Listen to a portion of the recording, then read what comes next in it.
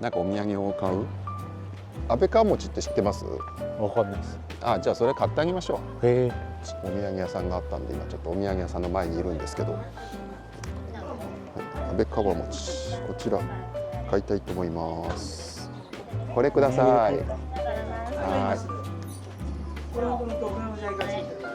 え？6グラムじゃいかたったけだけだからね。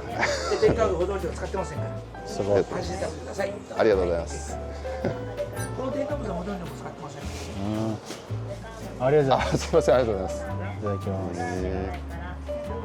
じゃあもらいました。ありがとうございます。あ、いやいや。大丈夫です。ゆっくり酒飲んで、ゆっくり酒。すみません。いあ、中も広いからゆっくり座って。中ただきます。うまいね。これ抹茶入りの玄米茶でね。へこれ牛乳とか炭酸とかコーラのといいよ。え。へえ。コーラ。で、焼酎飲むときはね、これで割ると。ああ、お茶割りで。いいっすね。割りしませんか。みんなどっから来たの？自分は栃木の方から。栃木から。うん。いいね。栃木どう？今やっぱ暑い？そういや、そんなことないですよ。本当に。なんか初めて遊んだ。ごちそうさまです。なんか北風っていうかありがとうございのます。あ、風が。赤城山から寒い風が吹いて結構寒いです。気持ちいいんだね。あ、寒いね。ああ、寒いぐらいですよ。あありがとうございます。すみません。これ500円。こっちは高くなってきましたね。あ、ありこれね、ました。慶応3年はい、すみませんです。慶応3年。合わせた前に。それ冗談だけど。ありがとうございますすごい。だけどみんな昭和だからね。へもうだから歴史上200年近くね。すごいですね。今日どこ回ってきました？ここ今。いや、今日はあれで静岡市でなんだっけ、戸隠そばあ、食べて。食って、あで三保の松原。でもよかったね、ここからね、富士山見えてきてね。ああ、めちゃくちゃ綺麗ですね電車。はね、お盆変わってどうしようもなくて。あ、そうなんです今日どうかなと思ったんだけどへーね。気温が高いから。ね。強い風吹いたからね。あ、そうそう。帰ってきたもんがなっていてね。確かに。天気いいっすよね。いつも香港旅行するの？そうなんですよ。旅行好きで、いいね。ここは初めて来ました。ああ、本当に。でもいい時だよね。ああ、いいっすよ。ここはね、富士山見えなきゃね、価値何もないからね。富士山見えてなんぼだからね。いや、莫大な価値がね。だからこれ世界がね、世界遺産だからね。そうっすね文化遺産だから。だから景色見えてなんぼだからね。海外の人も来てましたからね。ありがてえ。今日はどこ行くのこれから？もう神奈川の方に友達がいるんで、あそこ神行ってね奈川の方行きます。ありがとうございます。また来ます。ありがとうございます。はいはい。はいお邪魔しました。ありがとうございました。30分しかありますから。ありがとうございます。はい。静岡ですね。また次回。ありがとうございます。失礼します。お父さんめちゃくちゃ話してくれましたね。すごい情報が。情報量が。お父さんの話が途切れることがないというですね。息継ぎだけでしたね。途切れる。まあでもいろんな人来るんでしょうね、やっぱね。そうですね。あそこはなんか雰囲気があっていいですよね。そのお土産屋っぽい。お土産屋っぽいね。昭和から続いてるお土産屋ですよ、マジで。作られた感じじゃない。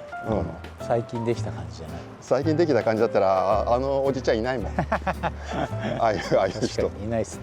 ああいうとこでやっぱりこの会話ができるのが魅力でしょうね。あれがいいっすよね。あれいいっすよ。大きいお土産屋さん行ったら店員さん喋ってくれないですもん。ああ、そうだよね。もうただレジの人みたいな感じになっちゃうからね。今日晴れてよかったですねとか言っても、ああよかったですねみたいな終わり。いかにもマニュアル。そう。ああいうおじちゃんの方が。おじちゃんよかったですね。おじちゃんもあれだね。ポリクロニクスの人ですよ。おじちゃんはでも何かに喋らされてるんで。安倍川餅に喋らされてる。違う、喋らされてるのに喋らされてるよね。わかった今。どういうことですか？喋らされてる。喋ることにもう全身が駆動されてしまってる感じですね。じゃあ間違いないですね。あの人が喋ってるんじゃなくて、あの人が喋る、安倍川餅が喋らせてる。喋ってるのがあの人を生かしてるっていう感じですよね。あ、面白いねその視点。おじいちゃんという媒体を使って安倍川餅が喋らさせてる。媒体を使う。と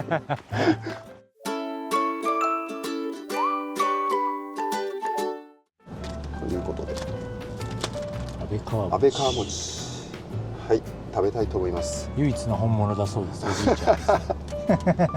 書いてありましたね。唯一の本物。本物ってなんすか？そんなに偽物出回ってんのかな。だって唯一の本物ってことは他が全部偽物っていうのと一緒ですからね。そうですね。はいね、他はね、全部ね、偽物だからね。だねまあね慶応2年からやってからね早稲田の1個前ですあれをしゃべらされてた歴史に歴史にしゃべらされてた深すぎるあ、こうなってましたね。うん、こんな感じで2す。個入ってこれはなんかね、昔きな粉とか入ってた気はしたんですけどね。プラスキノコきな粉プラス。どうですか唯一の本物唯一の本物味しますか手がベトベトして爪楊枝で食べたる。爪楊枝がなぜかめっちゃベトベトしてて爪楊枝でなんだろうベトベトするの珍しいちょっとのベトベトなんだけどめっちゃ深いっていうきなこ餅久しぶりに食べたいいですね。お餅がちゃんとこう殺されてないというか優しいね。うん俺もすげえお茶飲みたくなった持ってかれるね、すごい。じゃあ飲みます。あ、大丈夫、こっちでいけた、これちょっと優しいな。久々に食べたらこんなあったかな。ね、普通に甘さとか全然ないですね。ないね。いや、これが普通なんですよね。甘いものってそうですね言った時に僕らどんだけ甘くされたものを食ってんだっていうメロンソーダ飲んでる場合じゃないですかアイスだとか言って本当だ。かなこの写真送るから何してるんですか、どこなんですか写真だけを一回送ってみますか。面白い。どれだっけこれか。あれ3人のやつ、俺すごい品がないかな。この余ったのがもったいなくて、舌でペロペロやっちゃうあのおじさんも泣いて喜びますねそんなに食ってくれるかっつってどっから来たの？地元です地元か、面白くねえなってもう思うと思うからやめといたでしょ。俺も栃木でいいやと思ってそんな空気を感じました、地元で言ったら話終わりそうだから井上さん黙ってるのかな。そういや、コーチもここで南極って言ってくれへんかなと思ってでもあの人驚かないと思うよ。南極ね、南極ね、南極、北極の逆ねっつってここは慶応からあるから関係ねえ南極関係ね全く。南極なんてもう地球の歴史ですからね、こっちは。もうスケールが全然違うじゃん。確かになんだっけな、旅行好きなんだねって言われて、言ってたね一。瞬その世界一周してさっきこの間帰ってきたんですって俺言うかと思ったもん。迷ったんですけど、行ったら多分300ぐらい帰ってきそうだから1位って300ぐらい帰ってきそうだからやめたんですよ。セーブしたのね。そうわかるわだからそこがほら人によって変えるってやつでしょ。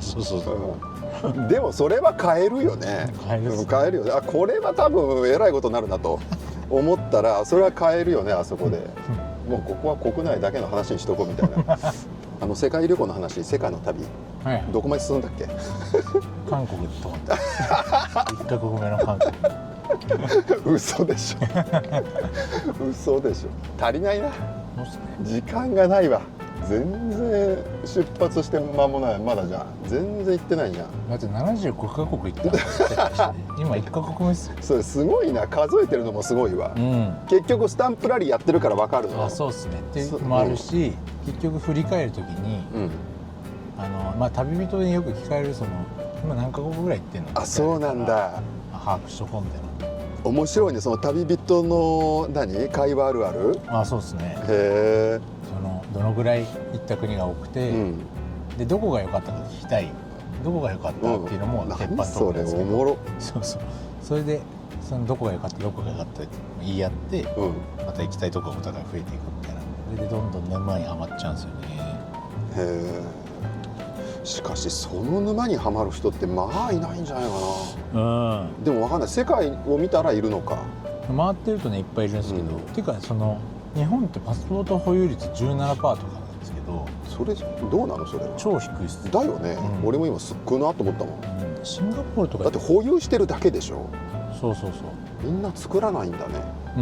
でも日本のパスポートって世界最強クラスの渡航可能数だよね。ものすごく強いっていうよね。超強いんですよ、でも全然みんな持ってなくて、またそれも面白いよね。でその 17% のさとこの年代の割合とかって何なん？やっぱ若い人多い。ああどうなんだろう。若い、しかも女性多そう。俺の勝手なイメージ。確かに女の人の方が好きだから。女性の方がね行ってるイメージある。日本は 17% 世シンガポールとかはもう 50% 以上。まあでもそれでも50なのか。それは多い方なんでしょ多分。いやもっと多いとこあるんじゃないかどうなんだ、欧米とかどうなんだろう。ちょっとお茶飲ませてもらっていい？な。もちろんイギリスは 86.5% がパスポート持ってる。お、すごいね。アメリカも 50% ぐらい持ってる。逆に言ったらパスポート持ってないとちょっと難しい状況なのかな。まあ分かんない、移民とかもあるけどね。ああはいはい。まあそうすると勢い多くなるんだろうん、台湾とかも 60% ぐらい、う。へえ。韓国も 42%。だって日本 17% ですからね。低いね。低いっすよね。超いけるとこ多いのに。人数の割にでしょ。しかも人数も結構いるじゃない、1億人超えてるから。少ねえなそれ。超少ない。だってめっちゃ大変なんですよ、他の国にとって世界旅行するっていうのは。ビザのために大使館首都まで行って申請して1週間もう1回首都行って通るかも分かんないし、通ったとしても10万ぐらい払ったりとか、でそれビザで何ヶ月しか入れなくて、でその次の国、国の隣の国にこっちもまた同じようにビザ申請して、通るか分かんない、収入状況とか銀行の残高全部出して、審査通ってでまたお金払ってとか1ヶ月ビザ待ってとか、そんなことやんなきゃいけない国がほとんどなんですけど、日本はもうほぼ出せば「ああ日本のパスポートね OK」みたいな国がめっちゃ多いですよ。強。そうだからめっちゃもったいないなと思って。で行ってほしいですよね。ぜひ行ってほしいですね。なんかお金だけじゃ俺なさそうな気がしてて、行かないとかパスポート持ってない理由、なんか生き方が分かんないと思うんですよ。結構僕がそうで、韓国行ってた時も、この前それこそ死んじゃったあの子に連れてってもらってたんですよ。最初で最初行き方1回それで覚えて、2回目から1人で行けるようになったんですよ。行き方っていうのはその交通機関のことですか？それも含めて空港でどうやって空港のどこでどういうふうな手続きしてっていう順番とか手順とか、あと機内で書くなんか紙もあるじゃん。ああいうのとか何を書きゃいい、どこに何を書きゃいいみたいなの全く分かんないから、最初に行った時に書いたの全部写真撮ってすごもう忘れちゃうから、そうで帰りもなんかあるじゃんまた、それも全部写真撮って、でそれを見て2回目からは1人で行けるっていうことをやって。あと向こうで Wi-Fi 借りるじゃん。インチョン着いたからインチョンで Wi-Fi 借りてみたいな。で借りるのも最初その子にやってもらって、で見ててそれをここに行けばいいんだということで、で2回目から自分で借りて、でこのバス乗ってソウルの中心まで行ってみたいなことで、ここで切符買えばそれをもう電車乗れるみたいなやつある。そうかだから最初誰かに連れてってもらってやり方が分かんないから、そこですね多分。なるほど。だってもう生き慣れちゃってる人はもう当たり前じゃないですか。そうですね。そうでも結構そこが難しかったりする。なるほどなるほど。気持ちのストップにはなるかそれで。あと若い人はもうスマホ使ってもう難なくやるけど、僕思ったのは俺も今こうやってスマホ使ってるけど、やっぱり使ってるっていうレベルじゃねえなと思った。若者のこのスマホの使いこなし方が半端なくて、全然俺使いこなせてないじゃん。これでどこでも行くじゃん、簡単に海外に。あれがすごいと思って。なんならねパスポートと携帯あればいいって言われてますからね。あとクレカ1枚だけ、それでいいって言われてて、パスポート見せる、で携帯で航空券取ったりもできるし、行き方も全部スマホで調べて、で現金は一応クレカで引き出せば、服とかも最悪そっちで買えばいいしみたいな。最悪ね。あとあれどう、言葉はどう？言葉も大きいんじゃないかな。やっぱね。でもめっちゃいましたけどね、世界一周で英語話せないみたいな人。そういう人何話すの？もうパッション。そうなんだ。いや俺じゃんじゃあ俺になっちゃうねやっぱ。多少ね単語はありますけど、Go I want to goシティみたいな、Here なるほど。それさえあれば十分。そうか結局俺も韓国それで行ってたから、結局は韓国語はできないので。でもそれで言ったらそこはなんとなくこのスマホが今だったら同時通訳の AI が今搭載されつつあるじゃないですか、最新のやつだと。そこがなんかカバーしてくれるかなって内心僕は期待してて。もうだいぶやりやすいっすよ今、ネットさえあれば。で結局それもさ、じゃあどうやってやるのとやり方が分かんないからもったいないっていう。だからなんかインフラは整ってるんだけど、その使い方が分かんないから、だからかもしれない海外行かない、確かに行かないというか行けねえっていうか、そこの根本的な問題って分かんなかったらなんか聞いたらどうにかなることが多くて、現地の人とかに、で別に下手な英語でもいいんですけど、日本人はあんまそういうのやらない、その現地の人に聞くとか、例えば韓国行って辛いのにあんまり得意じゃない人が「これ辛いですか?」とか、そういうの聞かなかったり「これ辛いかな分かんないけど頼んでみよう」来た辛かった、ああ辛かった、やっぱしんどかったみたいな、いや辛くしないでくださいとか、辛くなる料理ありますかとか、この料理辛いのは標準ですけど辛くできない、しなす増えてきますかとか、そういうのをこうやり取りコミュニケーションで前のめりにやればいいんですけど、そういうのをやらない。多いね。日本のお店でもやらないじゃないですか。やらないですね。だからでこうなのが来たって言って自分の期待通りじゃなかったらレビュー低評価するみたいな。そうとか。いやいやお前聞いとけよそれみたいな。そうですね。とかね、やっぱ難しかった海外とか、もっとこう能動的に。そうでしょ。結局海外怖いとか言うじゃないですか。いや違う、あなたのコミュニケーションの問題じゃないのそれっていう。そこが面白さでもあるから。あ、そうだね、確かにね。そこが嫌な人多いんだろうなっていうのは思いますけどね。そうだね。すげえ過剰だなと思いました。その最後日系のJAL の子会社みたいな航空会社で帰ってきたんですけど、めちゃくちゃサービス過剰だなと思って。巡回してるそのキャビンアテンダントが、例えばゴミを回収するとか、なんか困りごとがないかとか、その記入する紙にちゃんとかけてるかどうかとか、他の航空会社が1回来るところ、日本その航空会社4回5回ぐらい来るんですよ。どんだけ来んだと思ってなんかその鬱陶しいぐらい来て、分かるわけね、いろんなとこ乗ってるから。そう、めちゃくちゃ来るなと思って、だから困った人がいたら忍べるとか、なんかあったらこう対応するみたいなのをやろうとしすぎて、全部先回りになるわけね。ヘルプあげた人のとこ行きゃいいのに、そうじゃなくて自分から困ってそうな人見つけてやってくれるから、過剰だからお客さんがもう自分から助け求めない、ちょっと察してくれるのを待つみたいな感じになっちゃうから、そうだね、そういう空気が蔓延してるから、なんか海外とか行った時に自分から言えない、そうだね。だからそうだよね、だから自分からヘルプ出すっていうのも出すタイミングの勉強にもなってるんだよね、実はね。そう本当に何もしてくれないですから、その日本のあれで基準でいくと、本当何もしてくれないから、海外とか外国人になると分かってもベトナム語しか書いてないメニューペッて出して、写真とか載ってなくて分かんねえみたいな、別に分かんないなっつって兵の顔見て別に何も言ってくれなかったとか、それが普通なんで、それでもう難しかったベトナムとか、まあそうなんだよね。そうなんでしょうね。個人的な感想になっちゃいますけど、それのストレスを踏まえた上で得られるものはもっと多いと思うんだけど、ものすごい刺激ですからね、新しい脳への刺激。いや凄まじいだろうね。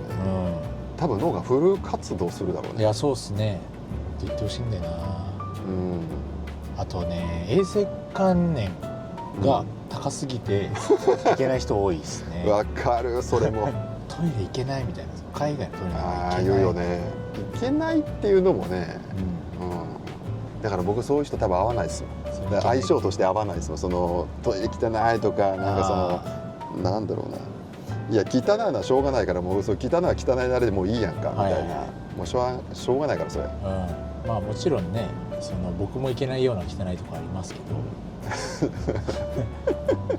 いや無理だみたいな。僕やっぱ昭和だから、そこは、いわゆる汲み取り式のボットン便所って言われてるやつを経験してるんで、なんだろうな、そんなに汚いと思わないんだよな。汚いってだから、いやでもお前の中から出たやつなんでそれが汚いって思っちゃうから。確かにそれ多いな。だから友達と多分海外行けないですもん、自分。そのバックパッカーはいいですけど、普通のこと多分あんま行けないと思う。でもさ、俺さ、やっぱりその一人で行くのはやっぱハードル高いじゃないですか。じゃあ2人って思っちゃうんですよね。で2人だったらまあいいかなっていう、これがちょっと 4,5 人になってくるとちょっと僕は窮屈なんですけど、いいんだけど、そのツアーっぽい旅行じゃなければいいですね。そうね。夜の市場行ったりとか、あ、いいっすね。適当に街の人と喋ったりとか、いいっすね。そういう感じだったらいいんですけどね。そういうの韓国とか台湾とか行きたいですね。そう夜さ、なんか韓国行った時さ、なんかそのみんな外でさ、なんていうのああいうの、テーブルとか椅子出して、みんなワイワイやってるわけですよ。ああいう光景はもうまずもう日本にはないなっていう、アメ横にあるぐらい、多少、そのぐらいかなみたいな。九州の中曽根屋台とかちょっと近いの。ああ、そうなんだ。俺九州わかんない。なんかラーメン屋とかが並んでて、ラーメン屋も店っていうよりかはおでん屋さんって、昔のおでん屋さんみたいなのが並んでて、子供ができたら旅させたいですね。バックパッカーみたいな。ああ、いいっすね。だってそれを言ったらさ、僕ら生まれてきた時にさ、全てが未知の世界じゃないですか。そうですね。もう最初から冒険じゃん。確かに。全部が。いやだからそうだと思ったんです。僕この前もそうで、地元にね学生来た時の一人ワークで僕の思い出の場所行ってもらったんですけど、それで思ったのは、僕が保育園の時、保育園近いところにあるんですよ。本当にもう本当すぐ近くにあって、そこ行ってたんですけど、大冒険だったんですよ。それは僕にとっては、その時の自分にとっては、そこ行くのも。で今までいたお母さんと離れ離れになる、親と離れ一人になる、大冒険じゃないですかそれ。そういや今だったら別になんてことはないですよ。だけど当時としてはそうなんで、なんか生まれた時から僕らはなんか冒険者として生まれてきてる気がしますよね。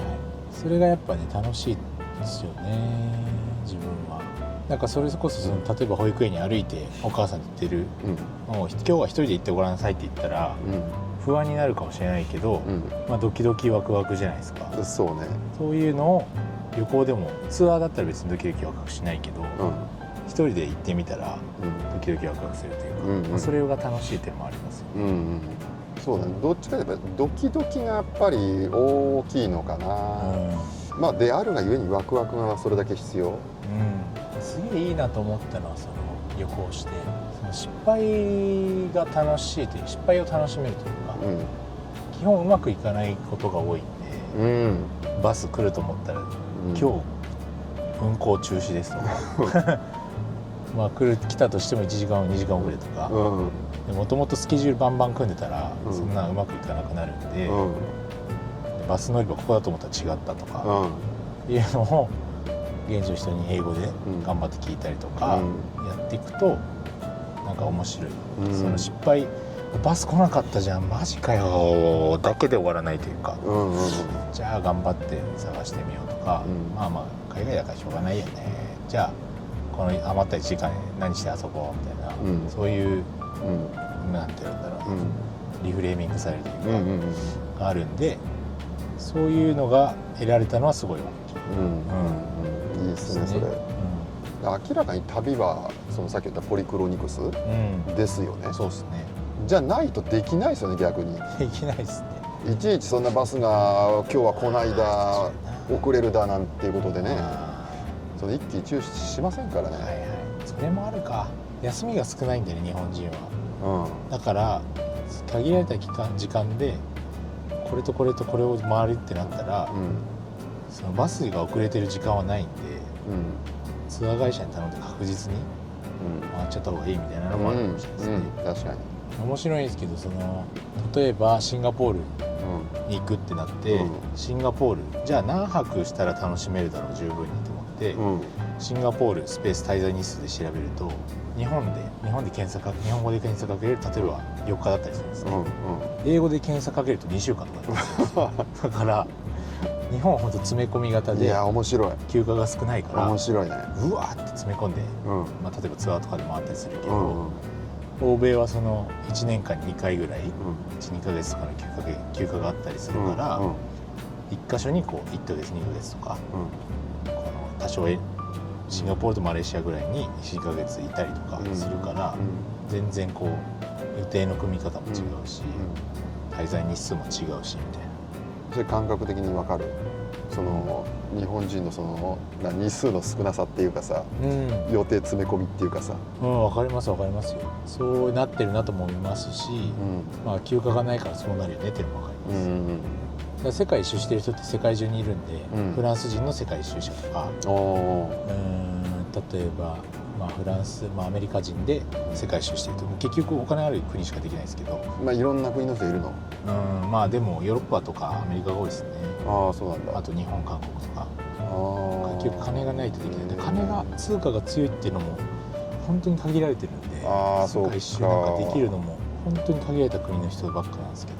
でも逆に言ったら日本人はしやすいっていう。めちゃくちゃしやすいですよ。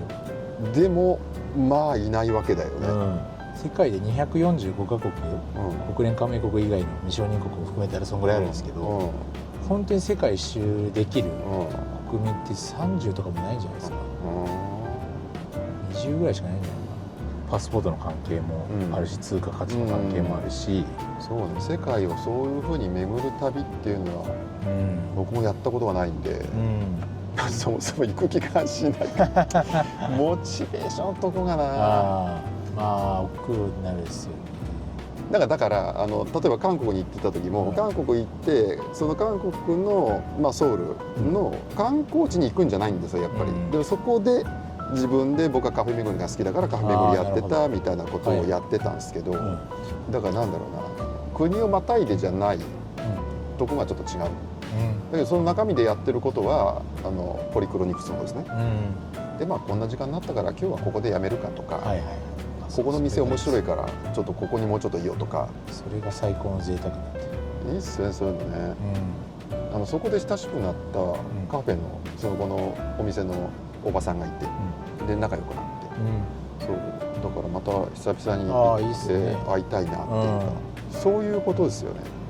それもモチベーションですからね。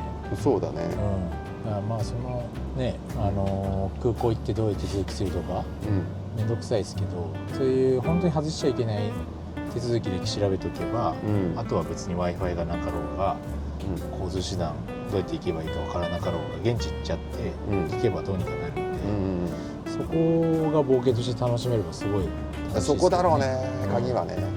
でもそれこそその最低限のこと調べとけばっていうのはどうやって調べるの？それもネットっすね。ネット。海外韓国渡航手続き必要なこととか調べて、ビザはいりませんとか、逆に今ビザいるようになってますとか、またパスポート手に入れて航空券手に入れてっていうやることだけ確認して、またそれやってみるみたいな感じですね。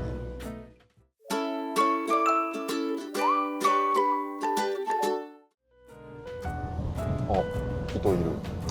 繁盛してるすげえ繁盛してる。めっちゃいた。お父さんいる？お父さんは多分今喋るの喋らされるの喋りに喋らされてる。喋らされる。いやちょっとゆっくりしたんでおかげで結構ね、一泊だけど割と喋れたんで、ギュッと喋って、結構凝縮した時間でしたね。いいですね。ありがとうございます。はい、ありがとうございます。ありがとうございました。ということで楽しかったです。清水駅に着きましたのでここで浩司君とお別れということで、お別れして洗濯ネットを回収、Vlog 終わりたいと思いますということで、じゃあ浩司君またね。はい、ありがとうございます。はい、ではではまたね。